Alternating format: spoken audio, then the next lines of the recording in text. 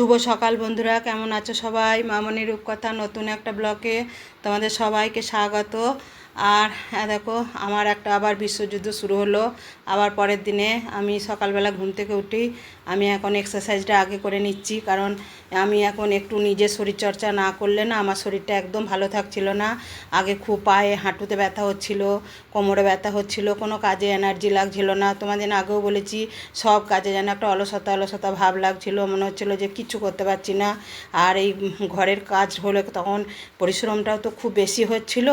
যাই হোক, এখন ওই জন্যে সব কিছু টাইম টু টাইম করে নিচ্ছি। সকালবেলা ঘুম থেকে এখন পুরো 5টার সময় প্রতিদিন উঠছি। 5টার সময় উঠে তোমার একটু ফ্রেশ হয়ে আগে এক্সারসাইজটা করে নিচ্ছি। করে নিয়ে দেখো, আমি ব্রাশ করে নিলাম। ব্রাশ করে নিয়ে আমি একটু 2 গ্লাস মতো গরম জল খাবো। আর গরম জলটা হালকা কুসুম কুসুম গরম খাবো। খেয়ে আমি এখন এই 1 সপ্তাহ মতো খাচ্ছি। আমি দেখছি না আমি খুব ভালো আছি। আর আগে মর্নিং ওয়াক করতে যাচ্ছিলাম, কিন্তু মর্নিং ওয়াক করে এসে না কোনো কাজ করতে একদম ইচ্ছা যাচ্ছিল না। হেঁটে আসার পর না মনে হচ্ছিলো যে একটু রেস্টে বসে থাকি অনেকক্ষণ। কিন্তু তোমরা তো জানো, সকালবেলায় আমার প্রচুর কাজ। আমি যতক্ষণ না ঠাকুর ঘরে গিয়ে গাছের ফুলগুলো তুলি না, আমার ততক্ষণে শান্তি হয় না। আর রোদ হয়ে গেলে না একদম ফুলগুলো তুলতে পারি না। তারপরে দেখো, ব্রাশ করে একটু বসলাম, বসে একটু তারপরে দেখো গাছগুলোতে একটু স্প্রে করে দিলাম। ওই তোমার একটা খাবার মিশিয়ে রেখেছি জলটাতে, যে সেই খাবারটা দিয়ে স্প্রে করে দিই। প্রত্যেকদিন সকালবেলা একবার করে স্প্রে করে দিই। আর এখন তো মাঝে মাঝে বৃষ্টি হচ্ছে ধরো, এবারে বৃষ্টির জল এরা পায় না যদিও, কারণ আমি তো ঘরের ভেতরে রাখি এগুলোকে। আর এই মানি প্লান্টগুলো বৃষ্টির ছাপ্পরটা যেটা পায়, কিন্তু এমনি যে সরাসরি বৃষ্টির জলটা পায় সেটা পায় না। তাহলে চলো গাছগুলোকে একটু স্প্রে করে দিই, কারণ ওরাও হা করে বসে আছে যে কখন আমরা একটু জল পাবো, কখন আমরা একটু মানে সতেজ হব। হ্যাঁ, সবাই তো চায় কখন একটু ফ্রেশ হয়ে করবো। তারপরে দেখো, ইন্ডাকশানে আমি 2 গ্লাস মতো জল হালকা হালকা গরম করে নিলাম। দিয়ে চলো একটু বসে বসে জলটা খেয়ে নিগা। হ্যাঁ, জল খেলে সব সময় শুনছি নাকি বসে জল খেতে, মানে দাঁড়িয়ে জল খেতে সবসময় বারণ করছে, তাতে গরম জলই হোক আর ঠান্ডা জলই হোক। দিয়ে তারপরে আজকে তোমার বানাবো ধোকার তরকারি। ওই জন্যে কাল রাত্রেবেলা ছোলাটা ভিজবো ভেবেছিলাম, কিন্তু জানো তো ভুলে গিয়েছিলাম। ওই জন্য সকালবেলা একটু হালকা কুসুম কুসুম গরম জল করে নিয়ে 2 কাপ মতো ছোলার ডাল ভিজিয়ে রাখলাম। আর আমি যখনই ধোকা করি ছোলার ডালের করি, জানো তো, আমি অন্য কোনো ডালের করি না। হ্যাঁ, দিয়ে তোমার দেখো জলটা হালকা গরম হয়েছে। দিয়ে আমি এই বাটিটাতে আমি 2 কাপ মতো ডাল নিয়ে আমি ভিজিয়ে দিচ্ছি। এটা ভিজুক, 2 ঘন্টা মতো ভিজবে। 2 ঘন্টা মতো ভিজলেই যা ডালটা পুরো ভিজে যাবে। আর তোমার আমার ঘরে নারকেল ডাস্ট নারকেল আছে, আমি একদম 1 টিফিন কৌটো গুঁড়িয়ে আমি শুকনো নারকেল এনেছিল বলতে আমি এনেছিলাম। দিয়ে তোমার আমি সেই নারকেলটা গুঁড়িয়ে আমি তোমার ফ্রিজে রেখেছি। এটা দেখো ডালটা ভিজুক, আমি ঢাকা দিয়ে দিলাম। দিয়ে চলো তাহলে এবার 2 ঘন্টা ভিজবে তোমাদের বললাম। দিয়ে চলো তাহলে এবার রান্নাঘরটা একটু পরিষ্কার করে নিই। দেখেছো স্টেপ বাই স্টেপ আমি কিভাবে কাজগুলো করছি। আমার সব রুটিন মাপিং আমি এখন কাজ করি, কারণ কি বলো তো, আমার বাড়তি কাজ যেদিন করব আমি সেরকমভাবে সেই কাজটা আমি করব। আর এটা আমার নিত্যদিনের কাজ, এটা কিন্তু যে আমার বাড়তি কাজ কিছু না। এই কাজটা আমি প্রত্যেক দিন সকালে করি। প্রতিদিন তো তোমাদেরকে দেখাই না, যেদিন সময় পাই বা যেদিন একটু কাজটা কম তাড়াতাড়ি কম থাকে সেদিন তোমাদেরকে দেখাই। আর রাত্রিবেলাতেও মুছে রাখি এগুলো, জানো তো।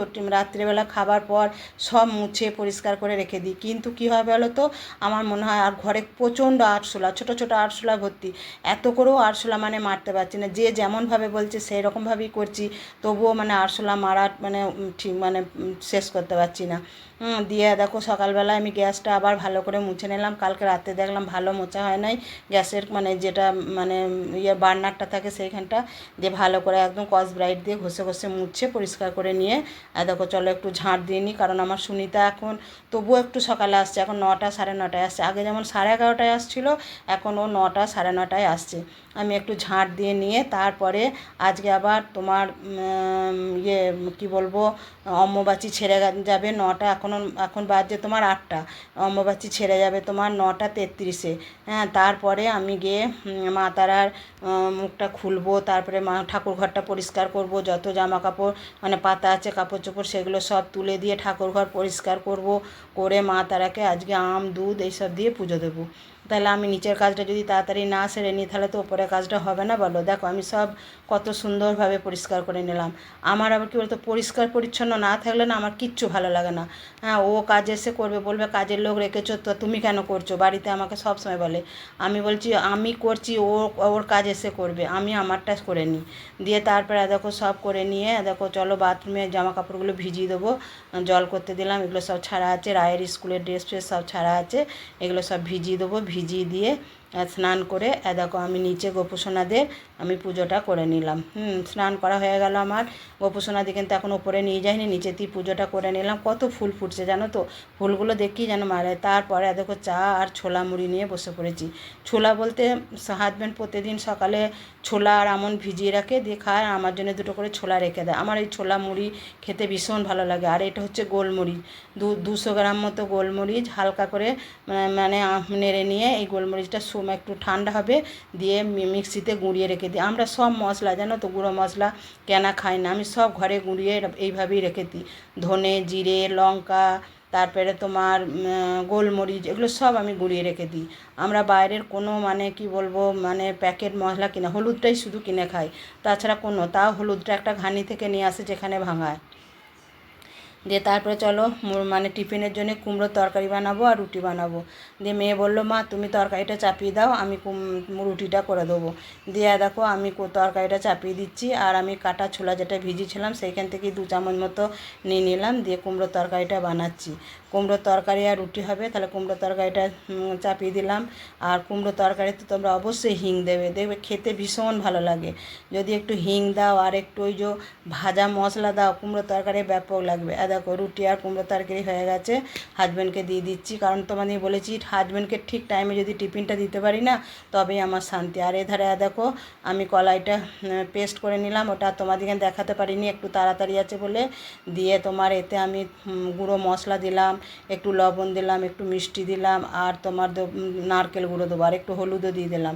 দিয়ে তোমার এটা ভালো করে নাড়াচাড়া করে তেলও দিয়েছি, আর কালো জিরে দিচ্ছি। দেখো কালো জিরেটা দিলে না ফ্লেভারটা খুব সুন্দর হয়। দিয়ে তোমার এটা ভালো করে শক্ত করে নাড়াচাড়া করব, দিয়ে থালাতে তোমার তেল বুলিয়ে ঢেলে দেবো। দিয়ে ওটা 10-15 মিনিট মতো থাকবে, তাহলেই শক্ত হয়ে যাবে। দেখো শক্ত হয়ে যাবে, দিয়ে পিস পিস করে কেটে নিয়ে মানে ভাজবে। দেখো আমি কেমন দিচ্ছি, শক্ত দেখো এমনিই শক্ত হয়ে গেল। এবারে একটু কিছুক্ষণ রেখে দেবো, রেখে দিয়ে তারপর করবো। তবে বড় মেয়ে করছে, জানো তো, আমি বড় মেয়ে ভিডিওটা তুলে রেখেছিল, ও করছে। ও বললো যে মা আমি করে দেবো, তুমি চলে যাও। তা আমি এধারে দেখলাম যে আমারও তো কাজ আছে, ওকে আমি দেখিয়ে দিচ্ছি, আর আমি ভিডিওটা করছি। আমি বললাম তুই কর, আমি দেখিয়ে দিচ্ছি। দিয়ে আমাকে জিজ্ঞেস করেই রান্নাটা করছে। বললো তুমি তোমার তাড়াতাড়ি আছে, তুমি ঠাকুর ঘরে চলে যাও, আজকে কত সময় লাগবে, তাহলে তোমাকে রান্নাটা করতে হবে না, আমি রান্নাটা করে নেবো। আর দেখো পটল ভাজছে। আর পটল ভাজা খেতে আমি আর মেয়ে ভীষণ ভালোবাসি, কিন্তু আমার হাজব্যান্ড পটল ভাজা খেতে একদম ভালোবাসে না। আমার হাজব্যান্ড বলবে যে না আমার পটল ভাজা খেতে ভালো লাগে। চলো আজকে তোমার অম্বুবাচী ছেড়ে গেছে জানো তো, আর অম্বুবাচী ছেড়েছে 9:33-এ, কিন্তু এখন অনেকটা প্রায় 9:45-টার কাছাকাছি বাজছে। আমি ঠাকুর ঘরে আসতে পারিনি, একটু রান্নাঘরের দিকে ছিলাম।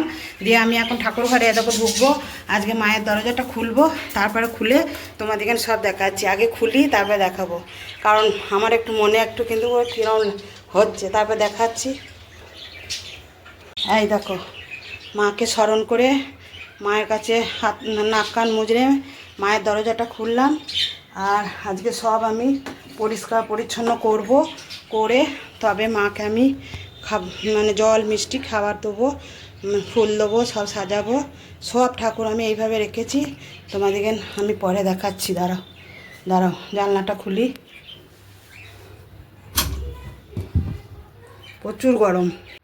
তারপরে দেখো মায়ের মুখটা খুলছি, আমার ভীষণ যেন ভেতরটা যেন ভয় লাগছে, জানো তো, জানি না কেন লাগছে। আমি মাকে কান্না মূলে ক্ষমা চেয়ে নিলাম, মা তোমার মুখটা খুলছি। মানে মা আজ 3 দিন ধরে কিছু খায় নাই, একদম নির্জলা উপোসের মতো আছে। আমি তাও টিফিন কোটো করে খাবার দিয়ে রেখে দিয়েছিলাম, জল আর খাবার। যে চলো তাহলে এই কাপড়টা আগে কেচে কেচে নিয়ে মিলে দিয়ে আসি। দিয়ে তারপরে দেখো নিচে এলাম, নিচে এসে মেয়ে খাবার বেড়ে দিয়েছে, খাওয়া দাওয়া করলাম। কিন্তু তার আগে তোমাদেরকে না দেখানো হয়নি, মাকে আমি পরিষ্কার করে আমি মাকে তোমার দুধ আম দিয়ে দেখো বন্ধুরা, তখন তোমাদের ঠাকুর ঘরটা পরিষ্কার করা, তারপর সব ক্লিন করা, তোমাদের বললাম না যে করি, তারপরে তোমাদের দেখাবো। যে তারপরে তোমাদের আমি পরিষ্কার করেছি, কিন্তু সব দেখাতে পারি না, সব মানে গোছানো এখনো হয় নাই। দিয়ে তারপরে তখন প্রায় 2টো এরকম বেজে গেল। মেয়েই আজকে রান্না করেছে জানো তো। আমি সব জোগাড় করে রেখে দিয়ে এসেছিলাম, ধোকার তরকারি করে বলে ধোকা বেটে ধোকা মানে করে মানে পিস পিস করে মানে ওই পিসটা করে ভেজেছে। দিয়ে তারপরে আমাকে জিজ্ঞেস করলো মা কীভাবে রান্না করবো, আমি বলে দিলাম।